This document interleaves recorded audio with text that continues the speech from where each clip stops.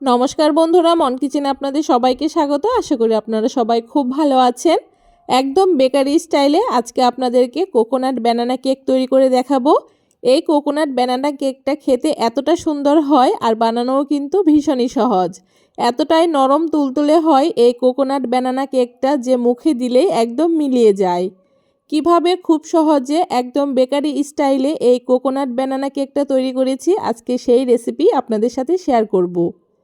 Coconut banana cake তৈরি করার জন্য প্রথমে শুকনো উপকরণগুলোকে একসাথে মিশিয়ে নেব।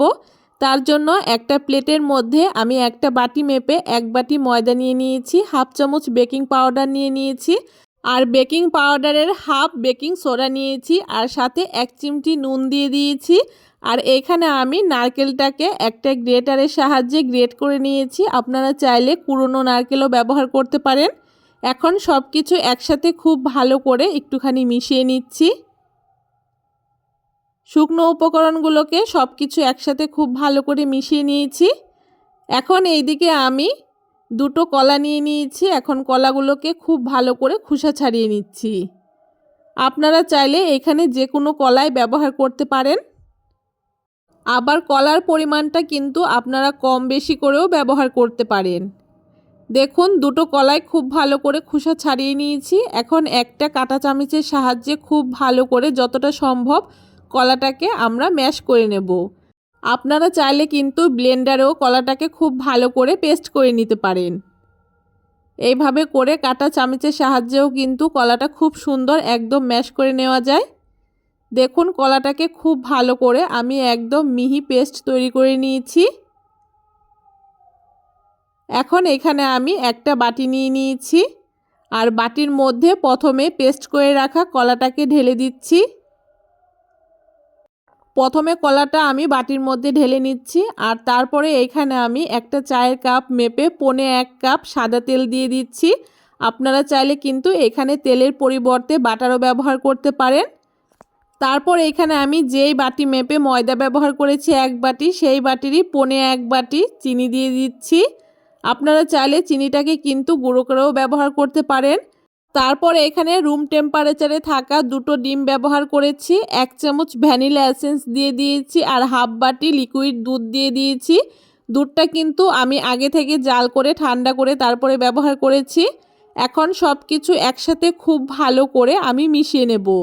যতক্ষণ না চিনিটা একদম গলে যাচ্ছে ততক্ষণ খুব ভালো করে কিন্তু এই সমস্ত কিছু একসাথে ব্লেন্ড করে নিতে হবে। এভাবে করে যত বেশি ফ্যাটানো হবে কেকটাও কিন্তু তত বেশি নরম তুলতুলে আর স্পঞ্জি হবে। দেখুন, সমস্ত কিছু খুব ভালো করে বেশ কিছুক্ষণ ফেটিয়ে নিয়েছি, আর চিনিটা কিন্তু একদম গলে গেছে। এখন এখানে আগে থেকে যে শুকনো উপকরণগুলোকে মিশিয়ে রেখেছিলাম সেইগুলোকে আমি অল্প অল্প করে এই ব্যাটারের মধ্যে দিয়ে দিচ্ছি। সবগুলো একসাথে ঢেলে দেওয়ার পরে এখন আলতো হাতে খুব ভালো করে মিশিয়ে নিতে হবে। এইভাবে করে আলতো হাতে সব কিছু একসাথে মিশিয়ে নিচ্ছি। যতক্ষণ না খুব সুন্দর একটা ব্যাটার তৈরি হচ্ছে ততক্ষণ খুব ভালো করে মিশিয়ে নিতে হবে। যদি ব্যাটারটা আপনাদের কাছে খুব বেশি ঘন মনে হয় সেক্ষেত্রে সামান্য একটু লিকুইড দুধ কিন্তু ব্যবহার করতে পারেন। কেকের এই ব্যাটারটা কিন্তু খুব বেশি শক্ত আবার খুব বেশি নরমও হবে না, মিডিয়াম থিকনেসের একটা ব্যাটার তৈরি করে নিতে হবে। দেখতেই পারছেন ব্যাটারটা কিন্তু আমার একদম পারফেক্ট হয়েছে, খুব বেশি নরমও হয়নি আবার খুব বেশি শক্তও হয়নি। ব্যাটারটা এখানে আমার খুব ভালো করে তৈরি করে নেওয়া হয়ে গেছে। এখন যেই বাটির মধ্যে আমি কেকটাকে বসাবো সেই বাটিটা নিয়ে নিচ্ছি। তার আগে এখানে আমি কেকের উপরে দেওয়ার জন্য 2 চামচ গ্রেট করে রাখা নারকেল কুড়া, আর তার সাথে এখানে আমি 2 চামচ মতো চিনি খুব ভালো করে মিশিয়ে নিচ্ছি। এইভাবে যদি নারকেলটা চিনির সাথে মিশিয়ে কেকের উপরে ব্যবহার করা যায় সেক্ষেত্রে কিন্তু কেকের উপরে কালারটা বেশ সুন্দর আসে। দেখুন, এখন কেকের বাটিটাকে নিয়ে প্রথমে একটা কাগজ পেতে নিচ্ছি, আর তার উপরে সামান্য একটু তেলও ব্রাশ করে নিয়েছি।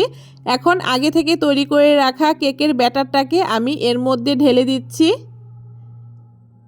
কেকের ব্যাটারটাকে ঢেলে দিয়ে একটুখানি বাটিটাকে আমি ঝাঁকিয়ে নিয়েছি, আর তারপরে উপর থেকে আগে থেকেই মিশিয়ে রাখা চিনি আর নারকেলটাকে দিয়ে দিচ্ছি।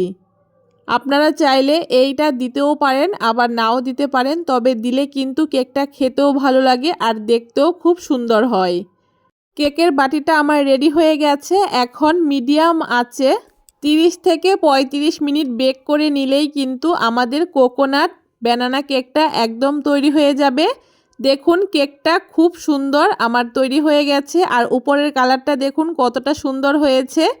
কেকটাকে নামিয়ে আমি সামান্য একটু ঠান্ডা করে নিয়েছি, পুরোপুরি কিন্তু কেকটা ঠান্ডা হয়নি। এখন কেকটাকে আমি বাটি থেকে ডিমোল্ড করে নিচ্ছি।